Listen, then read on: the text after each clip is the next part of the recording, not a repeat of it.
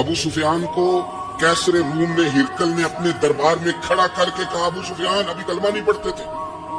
تمہارا کوئی رشتہ ہے نبی پاک سے جنہوں نے مجھے بھی خط لکھا ہے کہ مسلمان ہو جاؤ؟ کہنے لگے ہاں میں چچا ہوں رشتے میں۔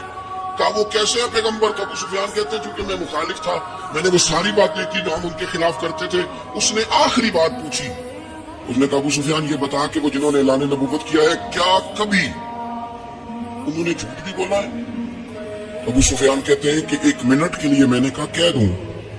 مخالفت تھی نا، تو پھر میں نے سوچا یہ تو عرب کی وفاداری کے خلاف ہے،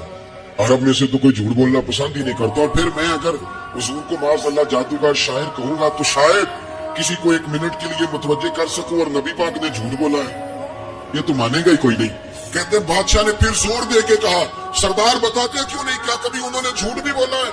ابو سفیان کہتے ہیں میرے ہاتھ میں چھڑی تھی، میں نے زور سے زمین پہ ماری، میں نے کہا وہ میرے رشتے میں بھتیجے ہیں، میری سخت مخالفت ہے، میں ان کے خلاف میدانوں میں نکلتا ہوں، جنگیں لڑتا ہوں، کبھی وہ غالب آتے کبھی ہم آتے ہیں،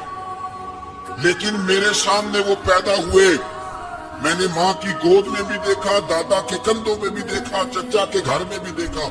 سیدہ خدیجہ الکبریٰ کا دولہا بنے بھی دیکھا، ان کی 4 بیٹیاں ان کی گود میں کھیلتے دیکھی، اعلان نبوت کرتے دیکھا، لوگوں کو مخالفت کرتے دیکھا، میرے سامنے ان کے مقدس بال سفید ہوئے،